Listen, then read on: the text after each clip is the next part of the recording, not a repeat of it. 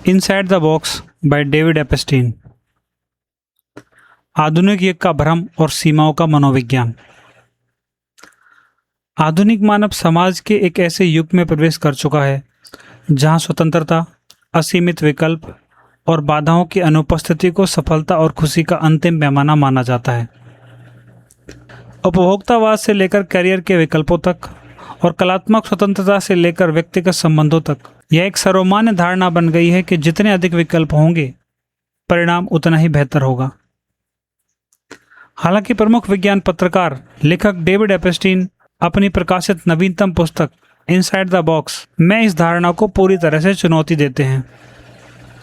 Epstein का गहन शोध यह प्रमाणित करता है कि मानव मस्तिष्क असीमित विकल्पों के सामने लकवाग्रस्त हो जाता है और वास्तव में यह सीमाएं ही हैं जो रचनात्मक नवाचार और संतोष को जन्म देती हैं। इस वीडियो का उद्देश्य डेविड एपस्टीन के जटिल मनोविज्ञान और व्यावसायिक सिद्धांतों को सरल, सहज और आकर्षक कहानी के रूप में दर्शकों के सामने पेश करना है।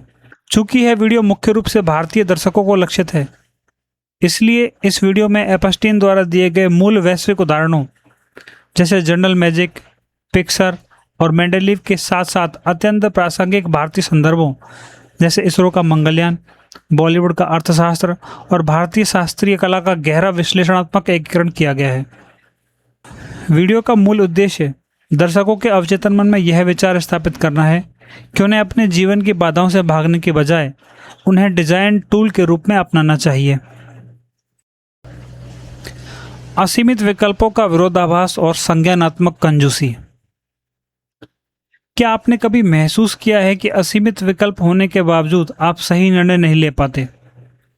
क्या पूर्ण स्वतंत्रता आपको रचनात्मक बनाने के बजाय भ्रमित कर रही है? मनोवैज्ञानिक दृष्टि से मनुष्य संज्ञानात्मक कंजूस होते हैं। इसका अर्थ यह है कि जब मानव मस्तिष्क को बिना किसी सीमा के असीमित स्वतंत्रता दी जाती है तो वह कुछ नया सोचने की बजाय सबसे आसान, परिचित और पारंपरिक समाधानों का मार्ग चुनता है। नवाचार तभी जन्म लेता है जब हम उस आसान मार्ग को किसी समय सीमा या बाधा द्वारा अवरुद्ध कर देते हैं। कॉर्पोरेट जगत में थिंक आउटसाइड द बॉक्स का नारा एक खोखला नारा बन चुका है। वास्तव में बॉक्स के बाहर केवल अंधेरा और शून्यता है। असली रचनात्मकता उस बॉक्स के किनारों पर उत्पन्न होती है जहां हमें अपनी सीमाओं का सटीक ज्ञान होता है। वैज्ञानिक मिथकों का खंडन। मेंडलीव की आवर्त सारणी की वास्तविक कहानी। आज तक दुनिया भर में एक बहुत ही लोकप्रिय कहानी सुनाई जाती है। 1869 की सर्दियों में मेंडलीव तत्वों के क्रम को समझने का प्रयास करते हुए इतने थक गए कि वे 3 दिन तक सो नहीं पाए। अंततः जब वे गहरी नींद में गए तो उन्होंने एक सपना देखा जिसमें सभी तत्व जादुई रूप से एक सारणी में व्यवस्थित हो गए और उठते ही उन्होंने उस सपनों की सारणी को कागज पर उतार दिया। मैथ्यू वॉकर जैसे लेखकों ने इस मिथक का उपयोग यह साबित करने के लिए किया है कि जब हमारा मस्तिष्क वास्तविकता की सीमाओं से मुक्त होता है, जैसा सपने में, तब वह अपने महान कार्य करता है। डेविड एपस्टीन के गहन शोध के अनुसार यह सपनों वाली कहानी पूरी तरह से झूठी और भ्रामक है। सच्चाई यह थी कि मेंडलीव सपनों की दुनिया में मुक्त नहीं थे, बल्कि वे यथार्थ की एक अत्यंत कठोर सीमा में बंधे हुए थे। वे एक रसायन विज्ञान की पाठ्यपुस्तक लिख रहे थे और बहुत ही सख्त प्रकाशन अनुबंध और समय सीमा के दबाव में थे। उनके पास समय और पृष्ठों की भारी कमी थी। जब उनके पास अपनी पुस्तक में सभी तत्वों को विस्तार से समझाने के लिए जगह और समय समाप्त हो गया, केवल तभी उन्होंने हताशा में तत्वों को उनके परमाणु भार के अनुसार समूह में व्यवस्थित करने का एक नया संगठनात्मक ढांचा तैयार किया। यह असीमित स्वतंत्रता नहीं थी जिसने आवर्त सारणी को जन्म दिया, बल्कि एक प्रकाशक की सख्त समय सीमा और एक कागज की भौतिक सीमा थी जिसने इतिहास की सबसे बड़ी वैज्ञानिक सफलताओं में से एक का मार्ग प्रशस्त किया। इसरो का मंगलयान और जुगाड़ का विज्ञान। यदि इसरो के वैज्ञानिकों को नासा के समान असीमित धन और संसाधन दे दिए जाते तो क्या होता? संभवतः वे भी पारंपरिक शक्तिशाली रॉकेट बनाने की दिशा में सोचते,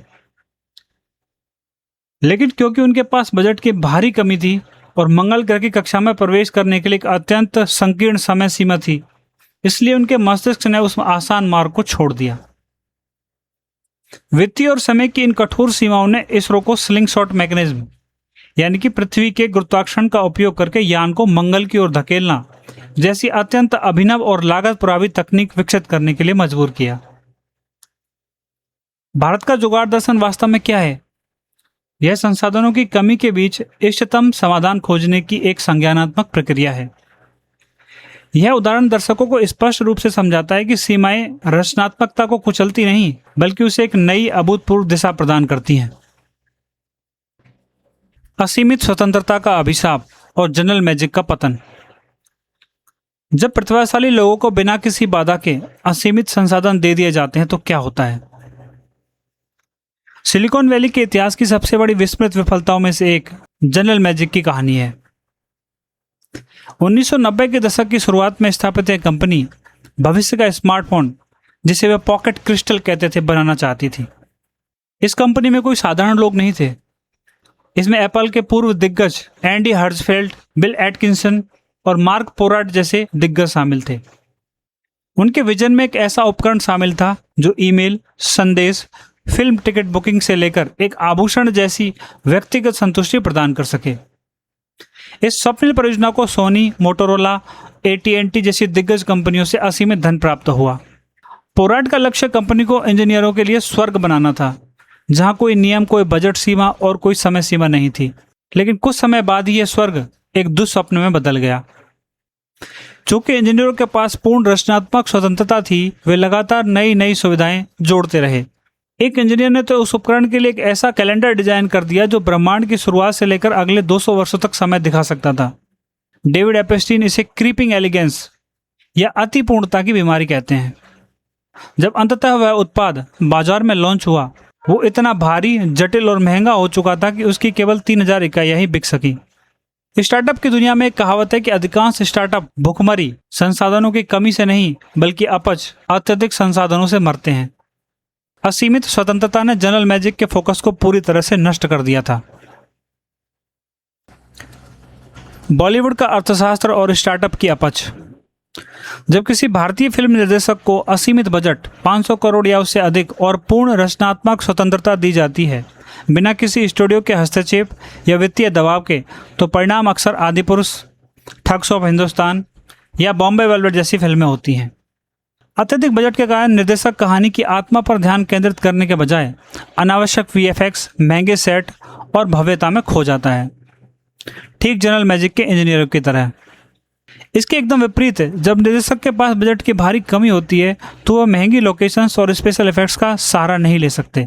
यह बाधा उन्हें फिल्म की कहानी, संवादों और कलाकारों के अभिनय पर ध्यान केंद्रित करने के लिए बाध्य करती है। यही कारण है कि 12वीं फेल जैसी फिल्में, जो अत्यंत सीमित संसाधनों, बिना किसी बड़े स्टार कास्ट और वास्तविक लोकेशंस पर शूट की गई, दर्शकों के दिलों को छूने में अभूतपूर्व सफलता प्राप्त करती है। इसी प्रकार भारतीय स्टार्टअप जगत में बायजू जैसे उदाहरण हैं, जहां अत्यधिक फंडिंग अपच ने मूल व्यवसाय मॉडल को भटका दिया, जबकि जेरोदा जैसे बूटस्ट्रैप स्टार्टअप्स ने अपनी वित्तीय सीमाओं के भीतर काम करते हुए एक टिकाऊ साम्राज्य खड़ा किया।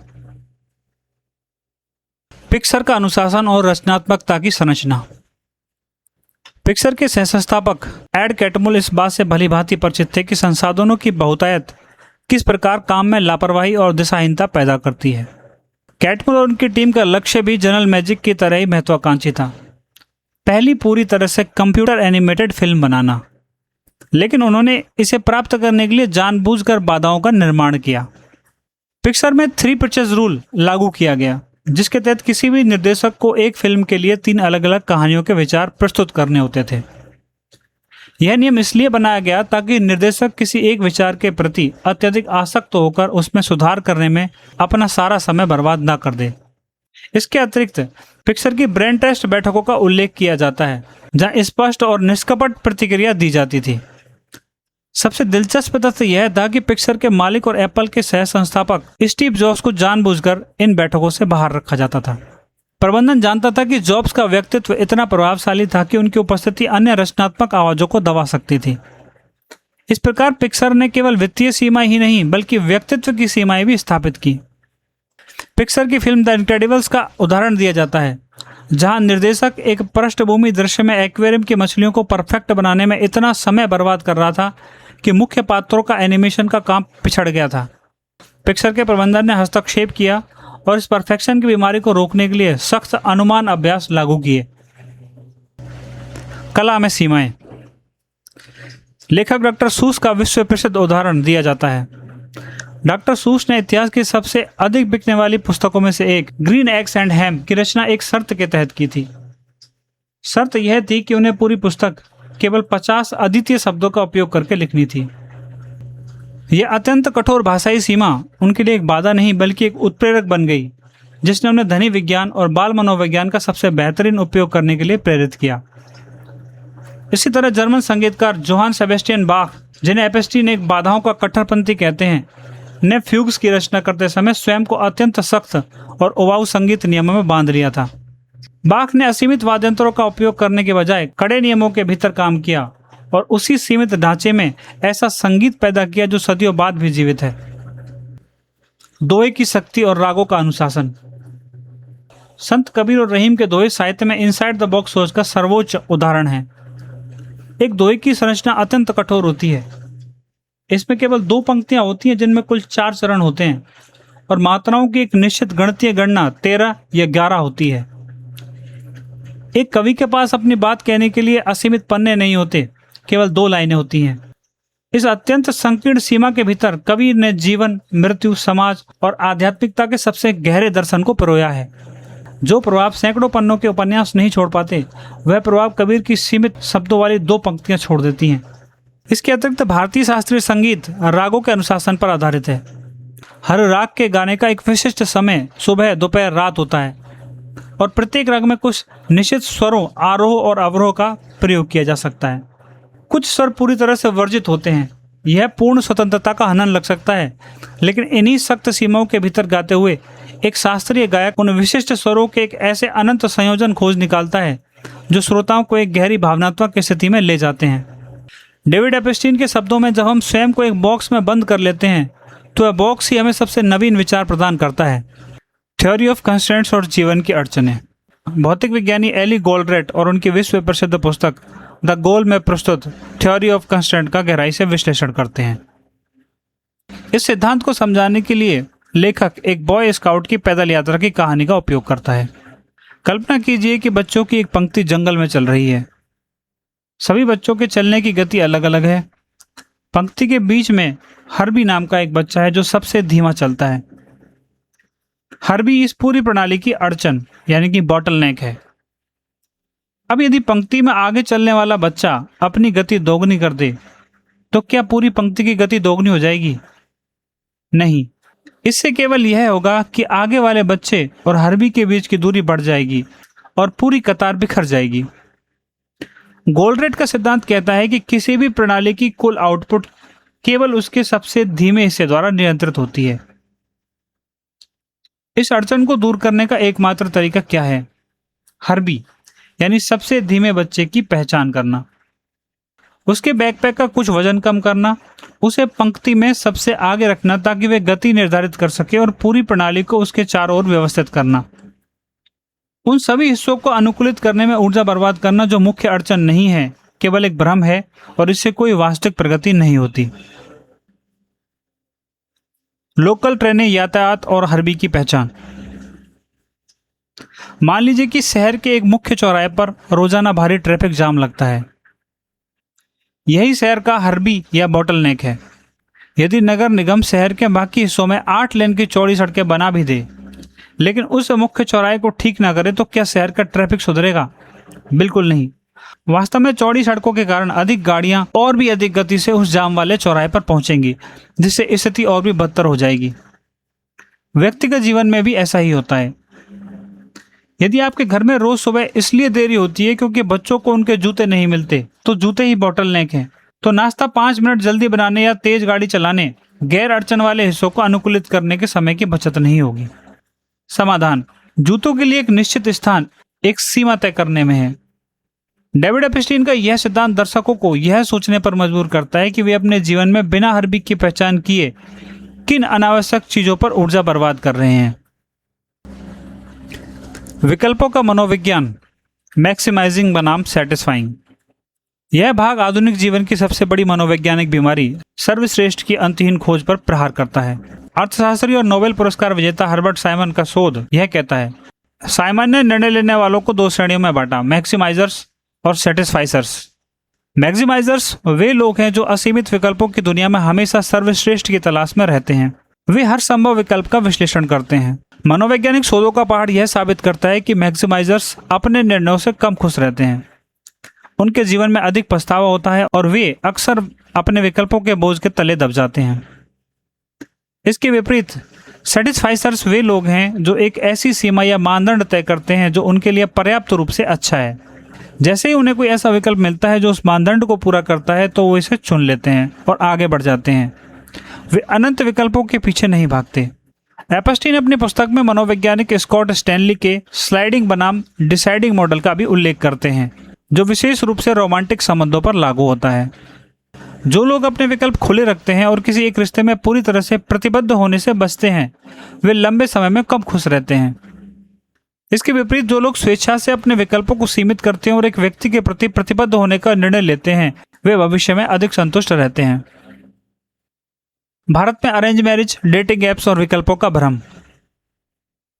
टिंडर या बम्बल जैसे आधुनिक डेटिंग एप्स ने युवाओं को संभावित भागीदारों की संख्या की एक अनंत सूची प्रदान की है। इस असीमित विकल्प ने भारतीय युवाओं को मैक्सिमाइजर्स बना दिया है। वे हमेशा यह सोचकर लेफ्ट स्वाइप करते रहते हैं कि अगली प्रोफाइल शायद अधिक परिपूर्ण होगी। यह स्लाइडिंग की प्रवृत्ति उन्हें विकल्पों के पक्षाघात और अकेलेपन की ओर ले जा रही है। इसकी तुलना में पारंपरिक भारतीय विवाह प्रणाली, जिसमें भले ही अन्य बहुत सारी कमियां हैं, एक प्रकार से सेटिस्फाइसिंग और डिसाइडिंग सिद्धांत पर काम करती है। जब परिवार कुछ सीमित विकल्प प्रस्तुत करते थे तो व्यक्ति उनमें से किसी एक के साथ प्रतिबद्ध होने का निर्णय ले लेता था और फिर असीमित विकल्पों के बारे में सोचना बंद कर देता था। Harvard institute of adult development, जो 86 वर्षों तक चला, यह प्रमाणित करता है कि मजबूत सामाजिक संबंध ही स्वास्थ्य और दीर्घायु के सबसे अच्छे भविष्यवक्ता हैं। और ये संबंध तभी बनते हैं जब हम असीमित विकल्पों की लालसा को त्याग कर स्वयं पर प्रतिबद्धता की सीमाएं लगाते हैं। विज्ञान और नीति निर्माण में संरचनात्मक सीमाएं। लेखक national heart, lung and blood institute NHLBI द्वारा वित्त पोषित दवा परीक्षणों, ड्रग ट्रायल्स का चौंकाने वाला डेटा प्रस्तुत करता है। वर्ष 2000 से पहले इस संस्थान द्वारा किए गए अधिकांश बड़े दवा परीक्षणों के परिणाम सकारात्मक आते थे, जिसका अर्थ था कि दवाएं काम कर रही हैं। लेकिन 2000 के बाद एक अत्यंत कठोर नियम सीमा लागू किया गया। शोधकर्ताओं को परीक्षण शुरू करने से पहले अपनी परिकल्पना और डेटा विश्लेषण योजनाओं को एक सार्वजनिक रजिस्ट्री में पूर्व पंजीकृत करना अनिवार्य कर दिया गया। परिणाम, इस प्रतिबंध के लागू होने के बाद लगभग किसी भी परीक्षण में सकारात्मक परिणाम नहीं आए। इसने विज्ञान की एक भयानक सच्चाई को उजागर किया। पहले के सफल परिणाम वास्तव में काम करने वाली दवाएं नहीं थी, बल्कि वे अत्यंत विश्लेषणात्मक स्वतंत्रता के कृत्रिम उत्पाद थे। बिना सीमाओं के वैज्ञानिक अवचेतन रूप से डेटा के साथ तब तक खिलवाड़ करते थे जब तक कि उन्हें मनचाहा परिणाम नहीं मिल जाता। इसी तरह का एक उदाहरण कोविड-19 के दौरान new England journal of medicine में प्रकाशित उस अध्ययन का दिया जाता है जिसमें दावा किया गया कि टाइप ए ब्लड ग्रुप वाले लोगों को कोविड का खतरा अधिक है। यह एक फॉल्स पॉजिटिव परिणाम था जो शुरुआती छोटे परीक्षणों की स्वतंत्रता के कारण सुर्खियों में आ गया।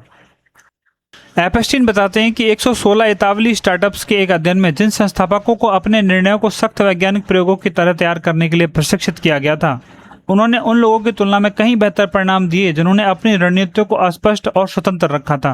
इसके अतिरिक्त लेखक यूनिवर्सल डिजाइन की अवधारणा की व्याख्या करता है। जब डिजाइनर सबसे अधिक सीमित या चरम उपयोगकर्ताओं के लिए उत्पाद बनाते हैं तो अंततः सभी के लिए बेहतर उत्पाद बनाते हैं।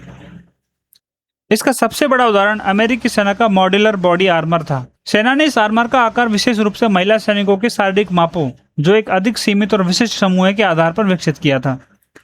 लेकिन आश्चर्यजनक रूप से पाया गया कि क्लोज कॉम्बैट बलों में काम करने वाले लगभग 20% पुरुष सैनिकों के लिए भी यह नया सीमित डिजाइन पुराने डिजाइनों की तुलना में कहीं अधिक बेहतर फिट बैठता है। अंत्योदय और नीति निर्माण का दर्शन। भारत के संदर्भ में एक यूनिवर्सल डिजाइन और सीमाओं का सिद्धांत अंत्योदय समाज के सबसे अंतिम या वंचित व्यक्ति का उदय के दर्शन से मेल खाता है। जब भारतीय नीति निर्माता किसी योजना जैसे UPI या आधार को समाज के सबसे सीमित संसाधनों वाले व्यक्ति, गरीब, बिना स्मार्टफोन वाला या अशिक्षित नागरिक को ध्यान में रखकर डिजाइन करते हैं, तो उस प्रणाली की सरलता और प्रभावशीलता इतनी अधिक होती है कि समाज का सबसे संपन्न वर्ग भी उसका उपयोग अत्यंत सहजता से कर पाता है। जो डिजाइन सीमाओं से प्रेरित होता है वह सार्वभौमिक रूप से सफल होता है। व्यक्तिगत प्रतिबद्धता उपकरण। यानी कि कमिटमेंट डिवाइसेस। वीडियो के इस भाग में हम इस बात पर विचार करेंगे कि हम दैनिक जीवन में डेविड एपस्टीन के सिद्धांतों को कैसे लागू कर सकते हैं। आधुनिक कार्यस्थल में कर्मचारी हर 45 सेकंड में अपना ध्यान एक काम से दूसरे काम में बदलते हैं। मनोवैज्ञानिक ग्लोरिया मार्क के शोध का हवाला देते हुए लेखक बताता है कि यह निरंतर स्विचिंग भारी संज्ञानात्मक लागत वसूलती है और हमारी उत्पादकता को नष्ट कर देती है। इससे बचने के लिए हमें स्वयं पर कृत्रिम सीमाएं या प्रतिबद्धता उपकरण लगाने की आवश्यकता होती है। महान स्पेनिश लेखिका इसाबेल अलेंदे का उदाहरण प्रस्तुत किया जाता है। अलेंदे ने 1981 से लेकर आज तक अपनी नई पुस्तक को लिखना हमेशा 8 जनवरी को ही शुरू किया है। यह एक स्व लगाई गई सीमा है, एक ऐसा अनुशासन है जो उन्हें बाकी पूरे साल भटकाव से बचाता है और उनकी एकाग्रता को एक लेजर की तरह केंद्रित करता है। स्वयं डेविड एपस्टीन की कहानी भी बताई जाती है। 8वीं कक्षा में अमेरिकी फुटबॉल खेलते समय उनका हाथ टूट गया था। यह एक भयानक शारीरिक बाधा थी जिसके कारण वे अपनी पढ़ाई के नोट्स नहीं लिख सकते थे, लेकिन इस सीमा ने उन्हें अपनी स्मृति को तेज करने और स्मरण शक्ति की तकनीकें विकसित करने के लिए मजबूर किया, जिससे अंततः उन्हें क्रॉस कंट्री रनिंग की ओर मोड़ा और उनके कैरियर की पूरी दिशा ही बदल दी। भारतीय संस्कृति में संकल्प और व्रत का मनोविज्ञान। भारतीय संस्कृति में प्रतिबद्धता उपकरण की अवधारणा बहुत प्राचीन है, जिसे व्रत या संकल्प के रूप में जाना जाता है।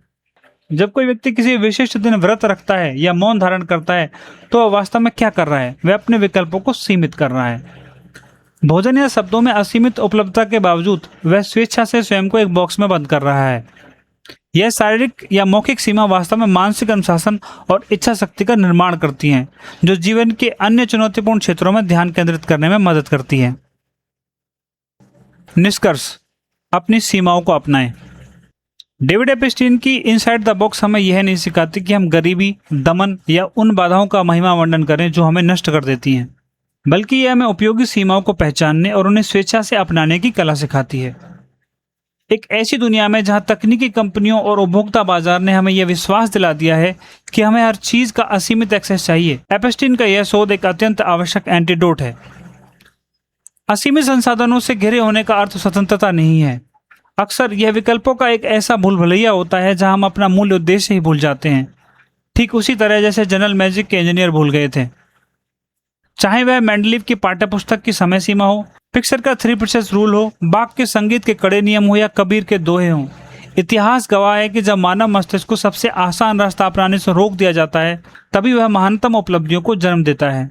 एक खाली पन्ना अक्सर लेखक को प्रेरणा नहीं बल्कि भय देता है। इसलिए अगली बार जब आप अपने जीवन में संसाधनों की कमी, सख्त समय सीमा और भौतिक बाधाओं का सामना करें तो उन्हें अपनी विफलता का बहाना न बनाएं। इसके बजाय उन्हें एक कैनवास के किनारों के रूप में देखें। अंत में आज आप स्वयं को एक चुनौती दीजिए। अपने जीवन के किसी एक क्षेत्र को चुनिए जहां आप बहुत ही अधिक भटकाव महसूस कर रहे हैं। वहां जानबूझकर एक सख्त समय सीमा लागू करें। यदि आप एक परियोजना पर काम कर रहे हैं तो अपने बजट या समय को आधा कर दें। यदि आप सोशल मीडिया से परेशान हैं तो दिन में केवल एक विशिष्ट घंटे के लिए ही उपयोग करने का संकल्प लें और फिर देखें कि कैसे वे छोटी सी सीमा आपकी उत्पादकता और मानसिक शांति को कई गुना बढ़ा देती है। इनसाइड द बॉक्स का यह विश्लेषण यदि आपको पसंद आया तो वीडियो को लाइक करें और कमेंट सेक्शन में अपने विचार शेयर करें और भविष्य में इसी तरह की अपडेट पाने के लिए चैनल को सब्सक्राइब अवश्य करें। धन्यवाद।